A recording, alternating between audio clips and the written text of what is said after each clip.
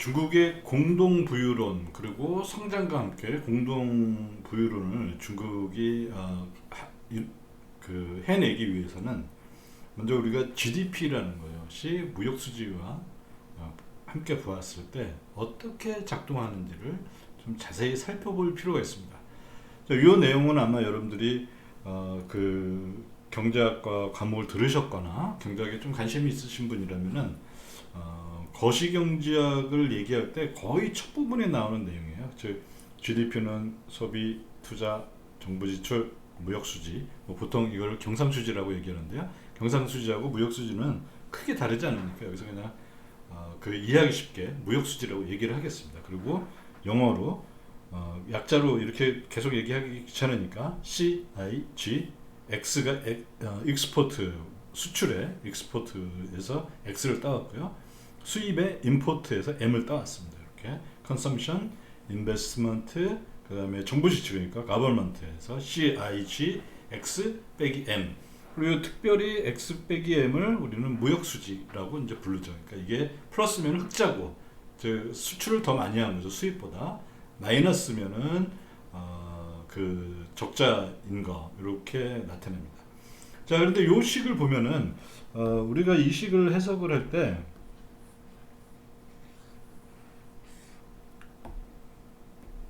많은 사람들이 이제 어떻게 생각하냐면 GDP가 왼쪽에 있고 오른쪽에 이렇게 CIG 이렇게 했는데 M 앞에 즉 수입 앞에 마이너스 부호가 붙어 있죠.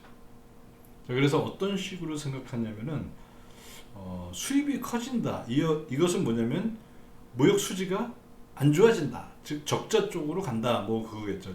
이미 적자라면은 적자 폭이 커질 거고 많은 흑자를 보고 있으면은 흑자가 줄어드는 거겠죠.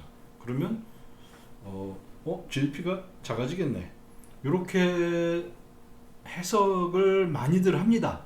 자, 이게 많이 이런 해석을 하는 게 당연하게 보이는 게 참 많은 사람들이 이런 그 실제 지금도 아마 여러분들이 가끔 가다가 경제신문을 보곤 하면은 실제 경제학 교수들도 이렇게 현재도 얘기하는 사람이 있는데요. 이게 뭐냐 대표적인 사람으로서 피터 나바로라고 있어요. 아마 이름도 기억하시는 분들 계실 텐데요. 트럼프 시절에 트럼프가 가장 뭐 요즘 말로 최애하는 그 경제 관료 중에 한 명이에요. 그리고 트럼프 시절에 국가무역위원장. 트럼프는 제일 큰 걸로 경제정책으로 바로 그 중국하고 무역 전쟁을 했죠. 다시 말하자면 트럼프는 트럼프 행정부는 미국의 제일 큰 문제가 뭐냐면은 국제 수지 적자가 나고 있다. 이거를 제일 큰 문제로 본 거고 그거에 대한 이론적 근거를 제공해 준 사람이 바로 피터 나바로인데요. 이게 이론적 근거까지 까지는 좀 그렇지만 그 근거는 굉장히 간단해요.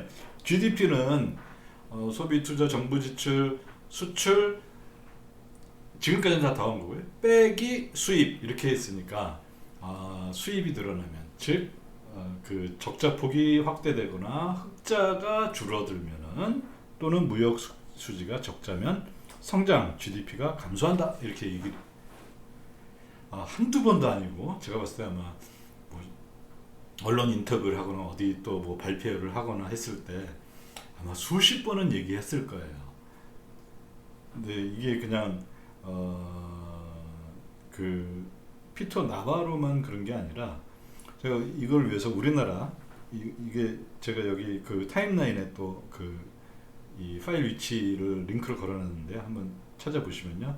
한국은행에서 발표한 거에 보면은 한국은행은 경상수지 흑자에 대해서 어떤 식으로 보고 있느냐.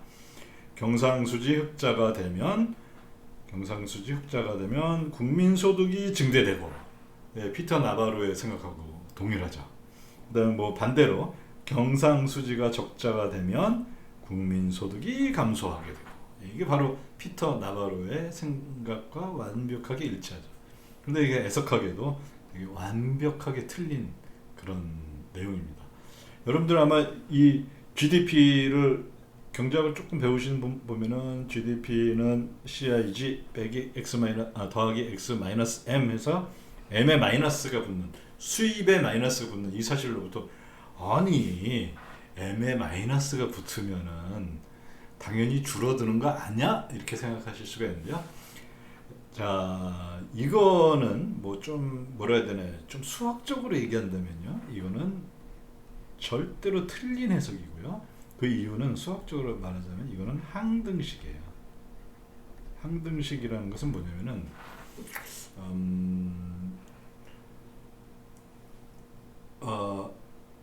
예를 들어 방정식은 이런 게 있어요. 이걸 항등식하고 차이를 보면은 방정식이 이런 걸 줄 수가 있죠. x 더하기 y는 100이다. 이런 방정식이 있다고 칩시다. 그러면 x가 10이면 y는 얼마입니까? 그러면 y 뭐 90이죠. 그 다음에 y가 50이면 x는 얼마입니까? 네, 50 바로 나올 수 있죠. 이런 것은 방정식이에요.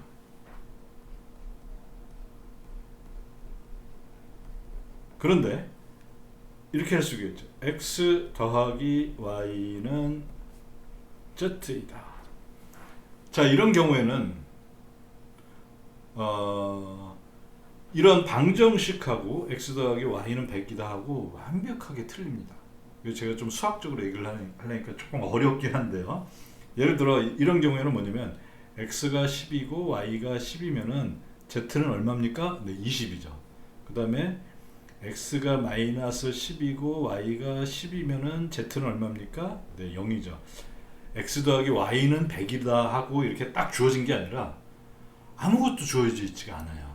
이 경우에는, 즉 항등식에서는 아무것도 주어지지 않습니다. 따라서 항등식에서는 어떠한 정확히 말하자면 뭐냐면은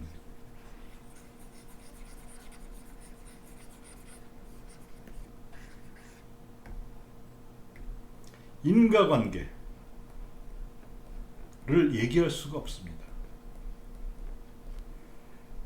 x 더하기 y는 예를 들어 100 이렇게 했을 때 x가 10이면 y는 얼마다, 인과관계가 나옵니다. 그렇지만 항등식에서는 x가 10이고 모든 것이 다 주어져야지, 이렇게 100이라는 어떤 숫자로 딱 주어지는 게 없기 때문에 항등식에서는 뭐가 무엇을, 예를 들어 수입이 많아서 국민소득이 줄었다 이렇게 얘기하는 게 굉장히 무리라는 거죠.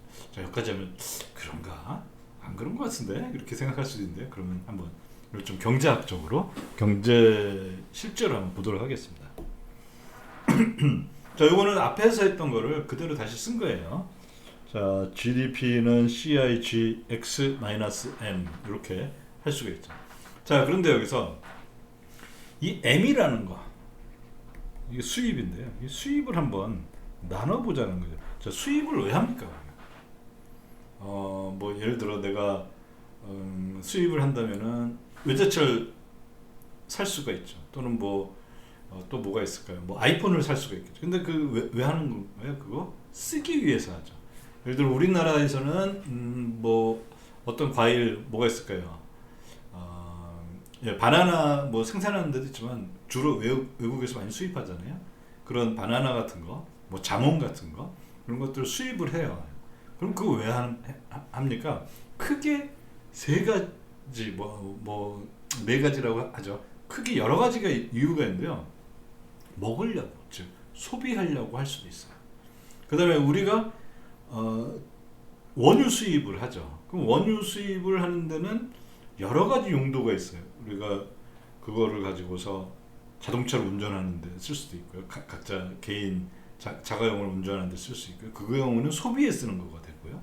근데 그걸 가지고서 공장을 돌리기 위해 쓸 수도 있죠. 그러면 그거는 뭐가 되는 겁니까? 원재료가 되는 거죠. 그 얘기는 뭐냐면 그 경우에는 그거는 투자에 쓰는 거죠.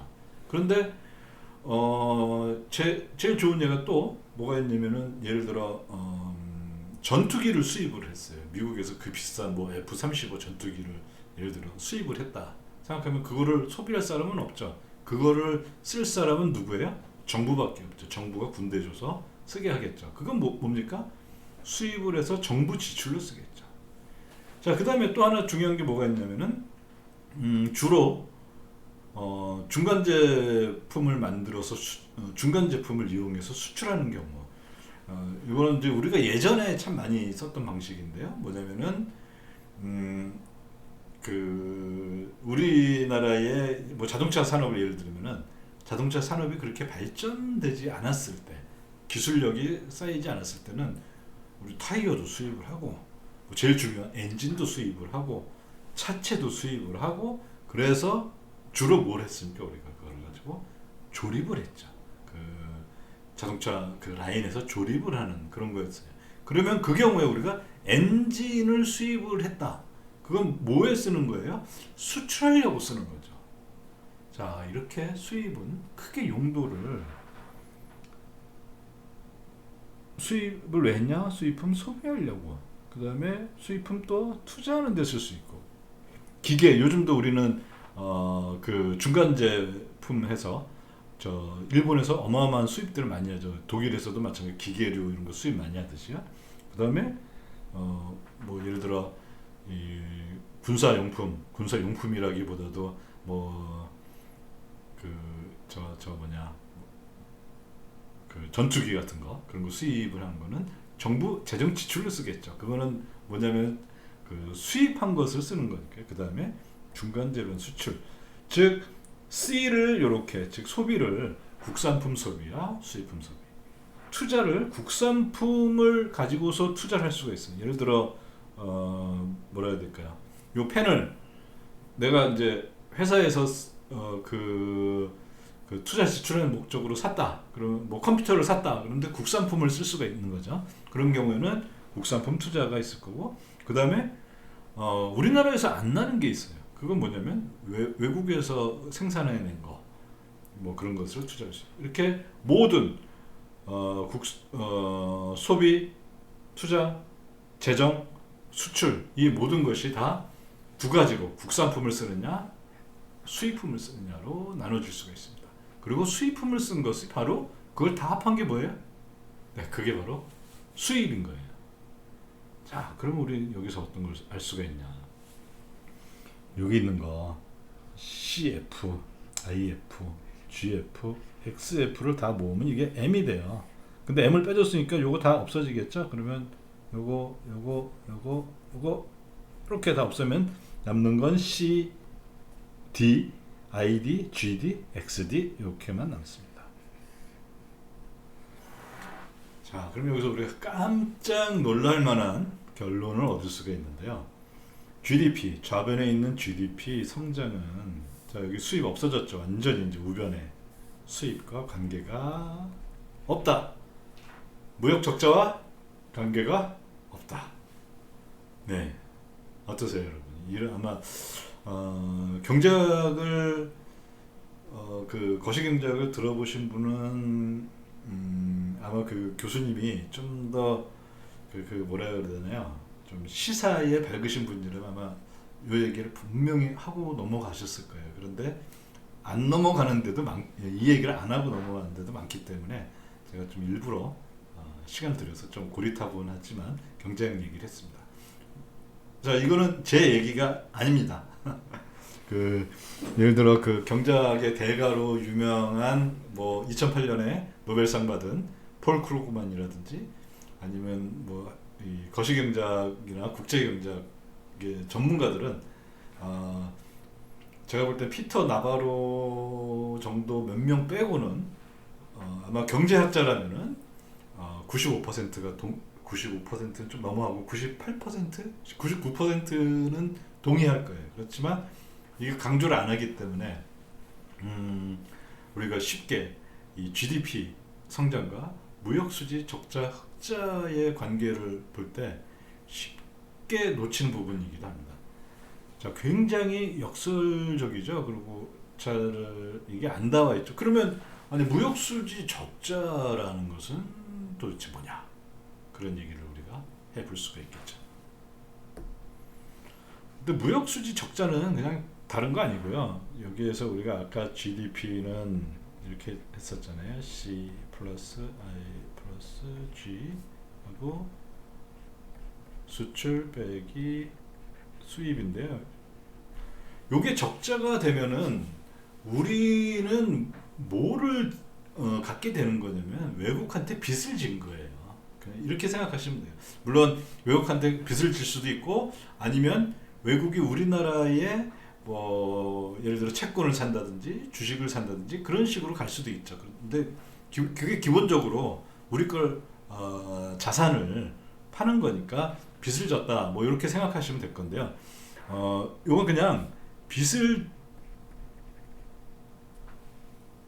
빚을 졌다. 이게 아니죠. 네. 빚을 졌다. 지으시죠. 네. 빚을 진 거에 불과한 거고 이게 뭐 그냥 얼마든지 빚을 질 수 있느냐 그렇지는 않죠. 왜냐면 외국 사람 외국 파트너가 봤을 때 이 나라는 빚을 져도 감당할 만해 하면 빌려주겠죠. 감당할 만하지 않으면은 어떻게 되겠습니까? 그 빚의 가격이 그 이자율이 올라가겠죠. 그리고 도저히 안 되겠어 그러면 빌려주질 않겠죠. 아예. 그런 거지.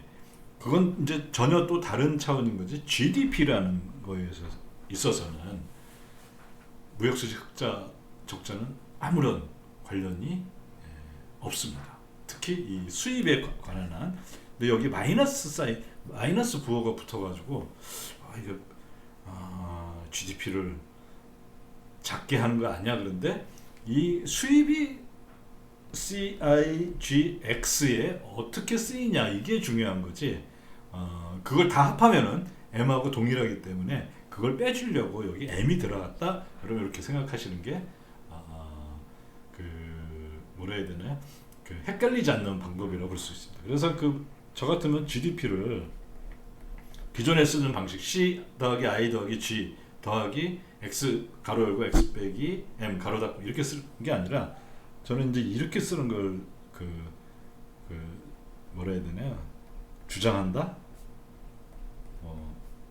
이렇게 해주고 아예 따로 이렇게 빼기 M 지금까지는 X 빼기 M 이렇게 했는데 그거는 뭐냐면은 그 나라마다 처해 있는 현실이 다르기 때문에 그래요. 그리고 또 그 나라마다 보고자 하는 그게 다르기 때문에 그런데요. 이것을 본다면은 예를 들자면은 여러분들이 한번 인터넷에서 각자 한번 찾아보시기 바라는데요. 인도의 GDP 성장률 보면 굉장히 빠른 속도로 성장하고 있습니다. 물론 최근에 이 팬데믹 때문에 좀 주춤하긴 한데요. 쭉 떨어지고 마이너스까지 가기도 했었는데요. 거의 7%, 8% 어떤 그 정도로 굉장히 빠른 속도로 성장하고 있는데요. 인도의 무역 수지 무역 수지를 보면은 몇 해 정도 빼고는 계속 무역 수지 적자예요. 그 이제 피터 나바로가 얘기하는 거에 의하면은 그러니까 거의 20년간 거의 모든 기간에 있어서 인도는 무역 수지가 적자인데 GDP가 성장하고 있어요. 절대 아니라는 거 그냥 뭐라 해야 되나 현실에서 보여주고 있는 거죠. 자, 그 다음에 대표적인 나라 있죠. 미국 무역 수지 적자로 꽤 고생을 하고 트럼프가 그 난리를 쳤던 거 우리가 기억하는데 계속 성장했죠. 우리나라보다 더 많이 성장했어요. 심지어. 그런데 또 다른 나라도 있어요. 중국 무역 수지 전 세계 최대 흑자국 이렇게 나오는데 중국은 또 계속 또 성장하고 있어요. GDP가. 자, 이렇게 되면은 우리가 알 수가 있죠. 무역 수지 흑자, 적자 또는 수입 이런 것들은 GDP하고 기본적으로 관련이 없고 그냥 그걸로 가지고서 무역 수지 흑자를 가지고서 GDP가 성장했다 아니면은 하락했다 이거를 얘기할 수가 없다.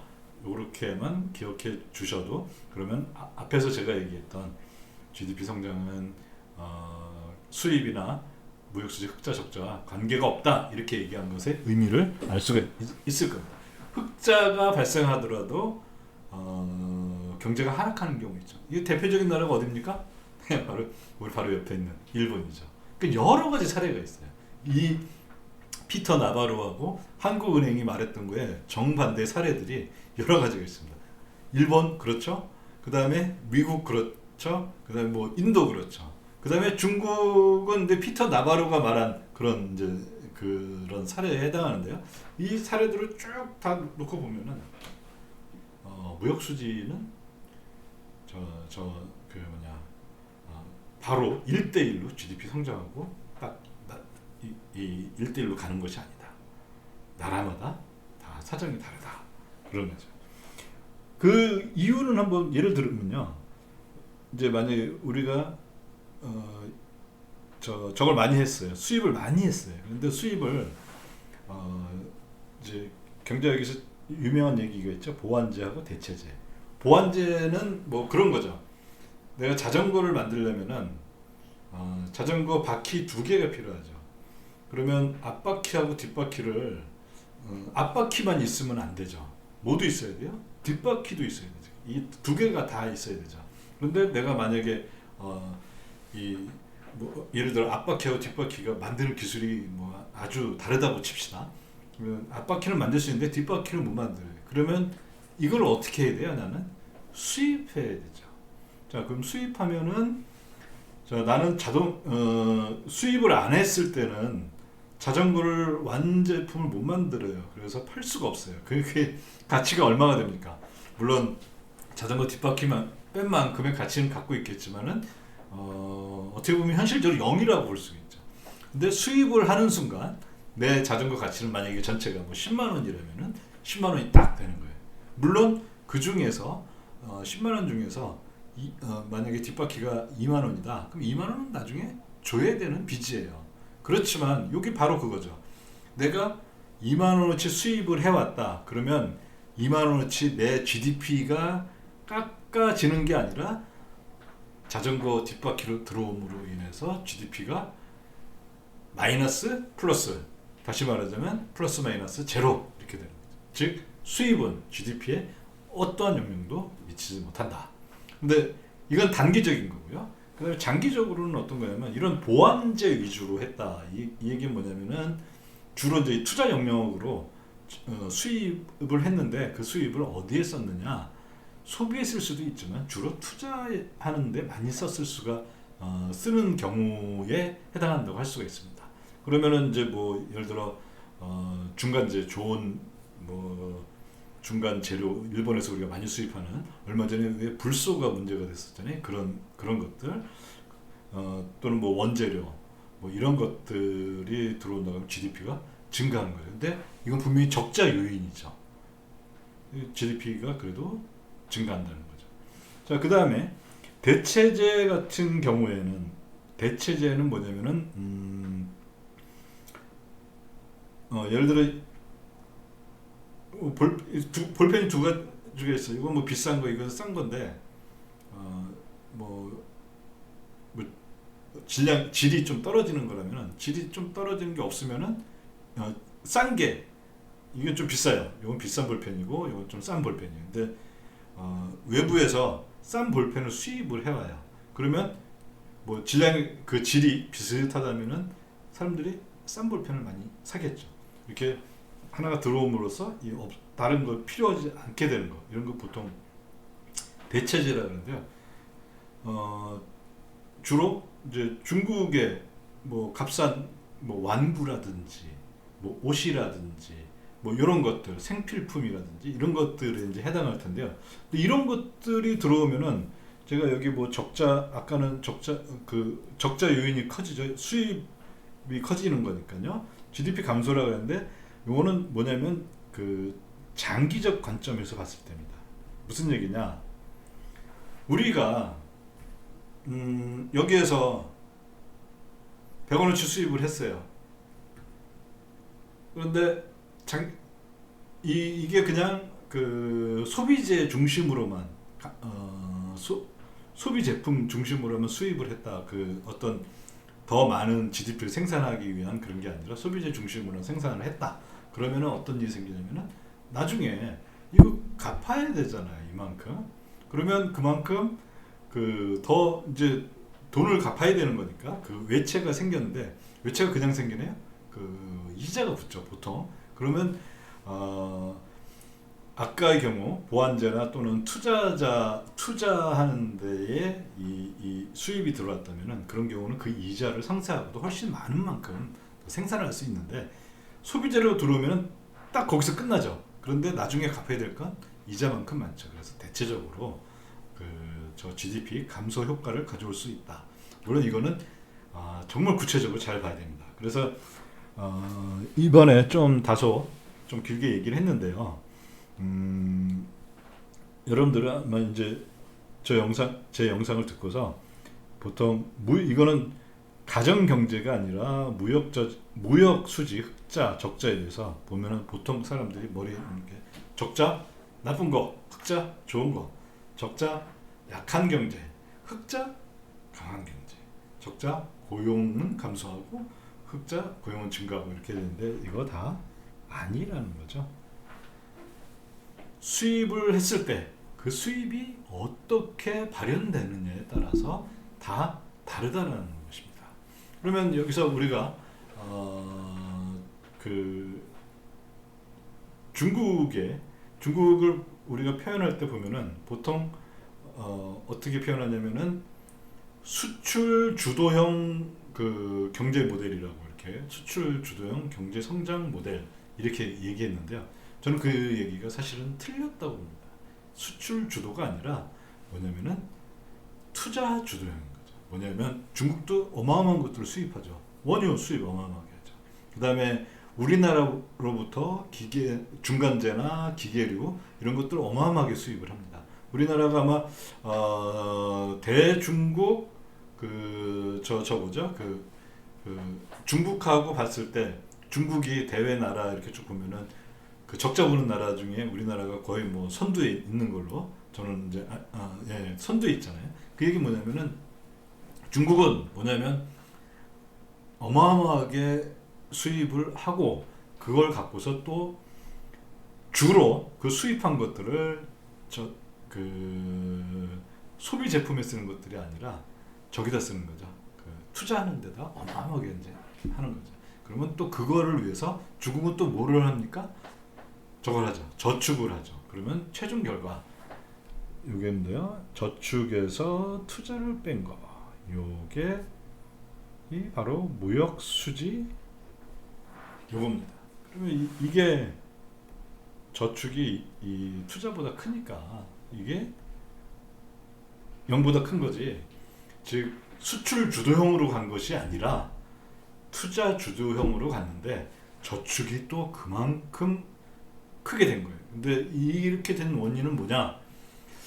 제가 볼 때 이게 중국 정부가 초창기 이 발전 모델을 만들었을 때 무역 수지는 무조건 흑자가 돼야 된다 이런 그 목표를 세웠던 게 아닌가. 제가 중국 사람들을 만나보면은 상당히 많은 사람들이 이런 생각을 하고 있는데요. 그런 게 아닌가 이렇게 생각이 돼요. 근데 요것을 극복해야지만 제가 볼 때는 중국이 1차 분배 문제를 제대로 극복할 수가 있습니다. 무역수지 적자가 되면 갑자기 나라가 망하는 걸로 하는 이런 게 있으면 안 되겠죠. 이건 우리나라도 마찬가지입니다. 어쨌든 요거에 관련된 뭐 여러 가지 사례가 있지만 제가 미국 것만 한번 찾아와 봤어요. 그건 뭐냐면은 공동 부유론을 위한 준비인데요. 여기서 밑에 굵은 거는 실업률이에요. 실업률은 낮으면 낮을수록 좋죠. 그래서 실업률은 밑으로 가면 좋은 거예요. 자, 그 다음에 위에 파란 거, 요 선은 뭐냐면은, 그, 무역 수지를 나타내요. 여기 영선이 있죠. 요 영선을 기준으로 이게 올라가면 흑자고, 영선 아래에 있으면 적자예요. 그러면 이게 1990년대부터 갔으니까, 미국의 상황이, 어떤가 하고 보니까 대부분,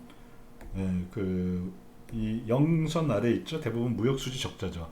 그러면 일반적인 생각에 무역 수지가 적자가 되면은 경제가 안 좋아진 거고, 경제가 안 좋아진 거니까 고용, 실업이 증가하고 뭐 그렇게 되겠죠. 실업은 위로 가는 게 증가하는 거죠. 여기서는 위로 가는 게. 근데 보면은 자, 무역 수지 나빠지죠. 실업률 떨어지죠. 무역수지 흑자로 향하죠. 실업이 올라가죠. 무역수지 적자로 가죠. 실업이 오히려 떨어지죠. 그다음에 뭐 무역수지 올라가고 실업 무역수지 흑자로 개선 점점 이제 적자 폭이 줄어들고 무역수지가 올라가는 방향으로 근데 떨어지죠. 물론 2008년 이후에는 좀 어떤 명확한 상관관계는 보이지가 않습니다. 자, 그러면 이 얘기가 뭐냐면은 우리가 기존에 알고 있었던 GDP에서 무역수지 적자가 커지면 경제가 안 좋은 거고 그리고 실업이 증가하고 이렇게 알고 있었는데 정작 미국의 사례는 정반대의 것을 얘기하거나 또는 요 최근 2008년 이후에 금융위기 이후에는 별 관계가 없어요. 그게 뭐냐면은 우리가 보통 얘기하는 GDP는 C 플러스 I 플러스 G 플러스 X 빼기 M 요거를 이제는 우리가 다시 재해석해야 되고 예전에 이걸 저는 중상주의적 관점이라고 하는데 중상주의적 관점에 빠져있는 피터 나바로나 또는 아직도 바뀌지 않은 한국은행 한국은행 여러분 죄송합니다. 한국은행에 실려있는 그런 글처럼 그런 관점을 벗어나야 되지 않나 그런 생각을 해봅니다. 자, 그러면 이제 과연 지금 이제 중국이 그 이후에 공동 부유론을 하기 위해서는 어떤 과정을 거쳐야 되냐? 뭐 거기서 얘기했듯이 1차, 2차, 3차가 있고 아직 구체적인 시나리오들은 안 나왔는데요. 좀 몇 가지 이제 보이고 있는데요. 일단 1차 분배 제가 봤을 때 이게 제일 중요합니다. 그 다음이 2차 분배겠죠. 2차 분배 뭐 여러 가지 것들이 있고 3차 분배. 근데 중요성으로 보면은 1, 2, 3차예요.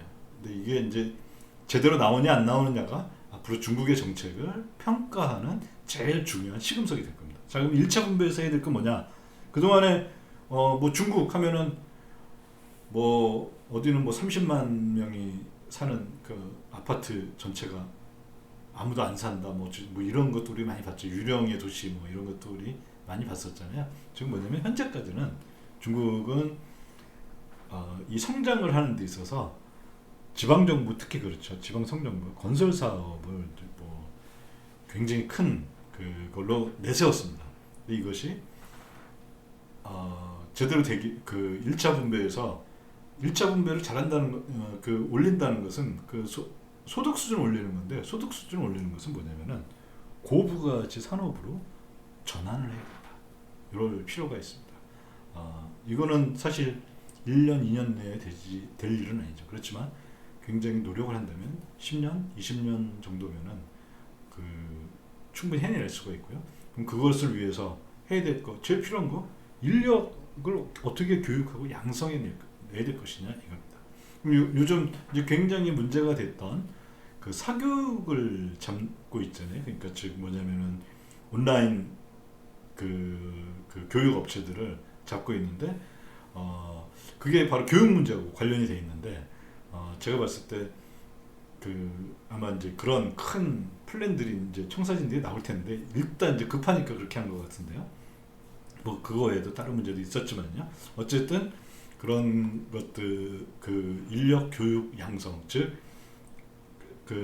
고부가치 산업에 필요한 그런 인력들을 양성해내고 교육해내는 장기적인 계획들이 나와줘야 된다. 저는 그래서 그래야지 임금이 올라갈 거 아니에요. 아무것도 그냥 현재 있는 상황에서 갑자기 이제 뭐 예를 들어 뭐 이런 사례가 좀 그렇긴 하지만 현재 있는 직원들한테 오늘부터 갑자기 50% 임금 인상하겠습니다.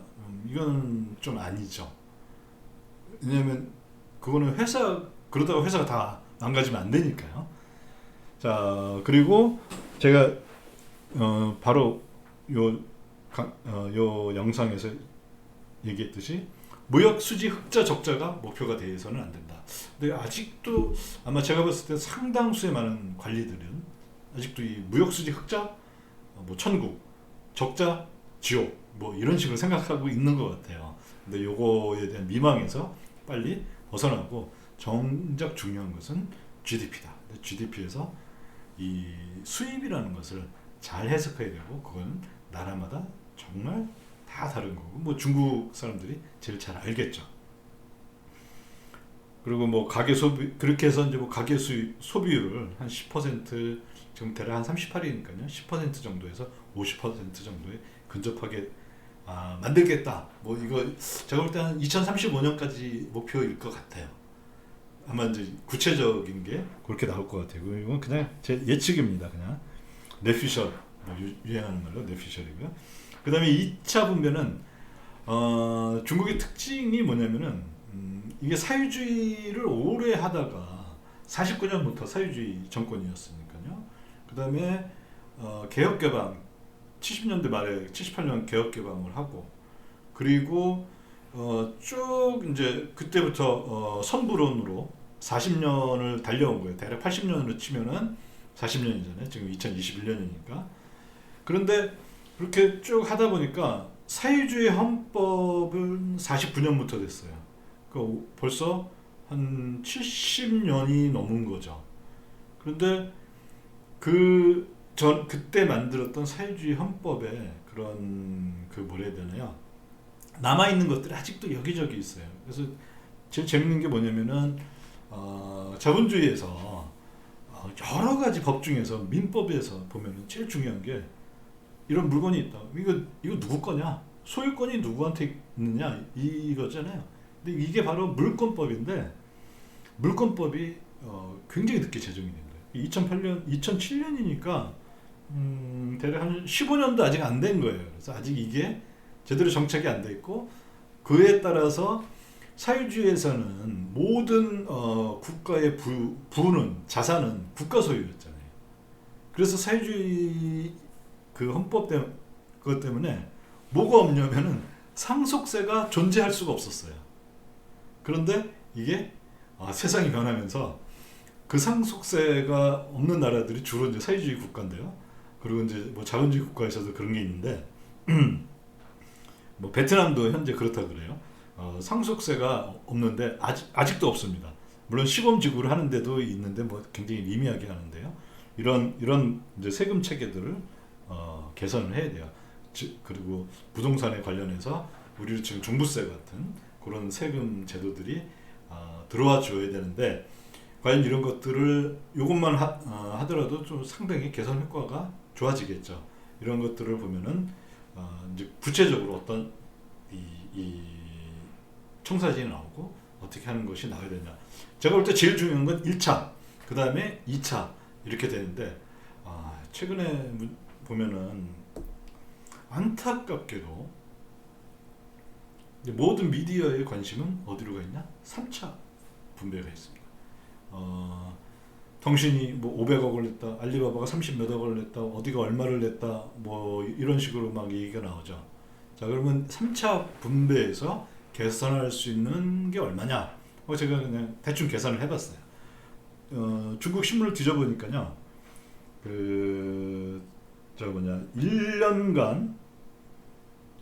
지난 1년간 기부액이 2천억 홍콩 달러라고 합니다. 이걸 대략 중국 위안화로 하면은 0.83이니까 한 1,700억 위안 정도 돼요. 1,700억 위안. 그리고 이거는 중국 그 전체 요게 뭐냐면 1년 뭐냐면 전체 중국 기업들이 기부한 금액인데요.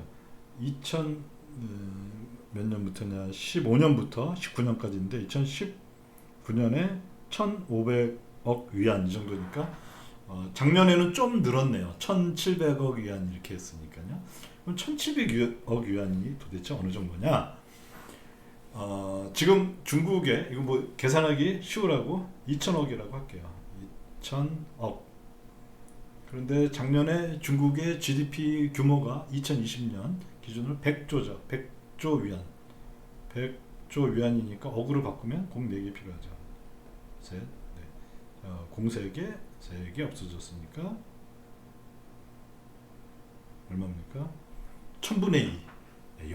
많이 쳐봤자 0.2%밖에 안 돼요. 자, 그러면 자, 정말 이 회사 사장님들이, 중국에서 기업하는 사장님들이 정말 정부 시책을 따라서, 자, 지금까지 내가 저 기부한 거 내년부터 5배씩 하겠어 하면 몇 퍼센트 되는 거예요?